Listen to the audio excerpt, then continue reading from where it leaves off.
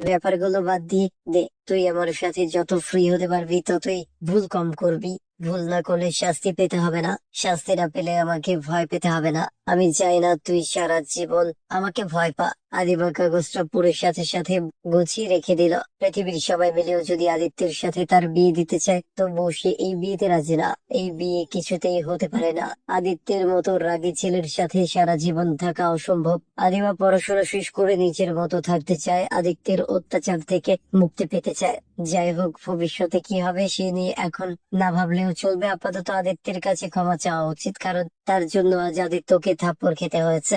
আদিবা ভয় ভয় আদিত্যের ঘরে এগিয়ে গিয়ে বলল, আদি ভাই আসবো। দাঁতে দাঁত চেপে উত্তর দিল, আয়। আদিবা এগিয়ে গিয়ে আদিত্যের সামনে দাঁড়ালো। আদিত্য মুখ তুলে বলল, শুনলাম তুই নাকি স্কুল বদলাতে চাইছিস।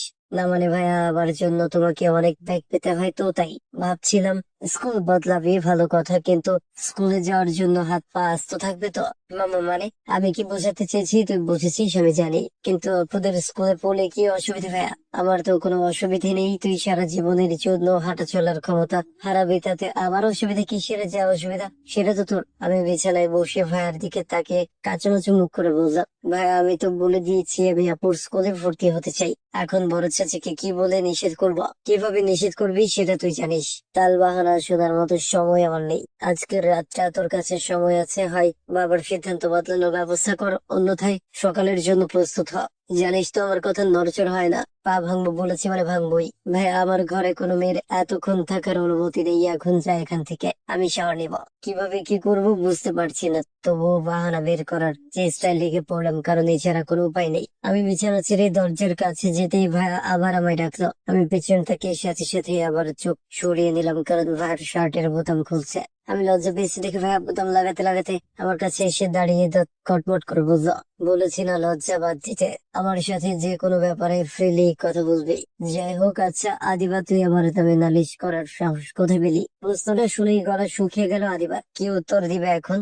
ভাই আমি নালিশ করিনি। নালিশ করেছিস কে করিসনি সেটা তোর কাছেই রাখ। একটা কথা কান খুলে শুনলে, আজকের জন্য ছেড়ে দিয়েছি, কিন্তু যদি স্কুলের ব্যাপারটা ফয়সলা করতে না পারিস, ওই শাস্তির সাথে এই শাস্তিটাও যোগ করে নিবো, বুঝেছিস? ভাইয়ের কথার উত্তর দিতে পারলাম না, চুপচাপ বেরিয়ে আসলাম। সকালে চেঁচে আমাকে নতুন স্কুলে নিয়ে যাবে, যা করার আজকে করতে হবে, কিন্তু কিভাবে কি করব বুঝতে পারছি না। এই বাসায় থাকলে কিছুদিনের মধ্যে আমি পাগল হব, এ ব্যাপারে কোনো সন্দেহ নেই। অনেক ভেবে সিদ্ধান্ত নিলাম কাকিমণিকে বলবো, তাই নিচে গিয়ে সবার জন্য চা বানিয়ে নিয়ে সবার ঘরে ঘরে দিয়ে সে এক কাপ চা নিয়ে কাকিমার ঘরে গেলাম। কিন্তু সেখানে গিয়ে আবার থমকে গেলাম, কারণ ভাইয়া কাকিমণির ঘরে বিছানায় মায়ের কোলে মাথা রেখে পায়ের উপর পা তুলে গেম খেলছে সে। কাকিমা তার মাথায় হাত বোলাচ্ছে। ভাইয়া যতই ভুল করুক না কেন, সে এই বাসায় সবার নয়নের মণি, তাই কাকিমা প্রথমে থাপ্পড় দিল, এখনো হয়তো ছেলের রাগ ভাঙাচ্ছেন। আমি রুমে ঢুকবো না কি ঢুকবো না ভাবছি। দরজার সামনে আমাকে দাঁড়িয়ে থাকতে দেখে কাকিমা বলে উঠলেন, আরে আদিবা বাইরে কেন, ভেতরে আয়। কাকিমার কথায় ভাইয়া ফোন থেকে চোখ সরিয়ে এক নজর আমাকে দেখে আবার খেলায় মনোযোগ দিল। কাকিমা ভাইয়ের মাথার নিচে বালিশ দিয়ে শুয়ে বসে বললেন, হাতে কিছু নাকি? কে করেছে? কাকিমার প্রশ্নের জবাবে বললাম, আমি করেছিলাম কাকিমা। কাকিমুনি অবাক হলেন, তুই করেছিস? কিন্তু কেন? আমি উত্তর দেওয়ার আগে আদিত্য উত্তর দিল, খেয়ে দিয়ে কাজ না থাকলে মানুষ কত কিছুই করে, পুতুল খেলে, শাড়ি পরে, চা করে। আদি তুই আবার ওর পেছনে লাগছিস? এত কিছুর পরেও তোর শিক্ষা হয় না? যা করেছে খারাপ কিছু তো করেনি, তাই না? সেটাই, ও যাই করে সব ভালোই করে। আদিবাস থেকে আমার হাতের দুধটা তুই করে দিস তো। আমি মাথা নাড়লাম, সাথে সাথে কাকিমা বলে উঠলো, ও দিবে কেন? ও কি এসব পারে নাকি? চা করতে পারে?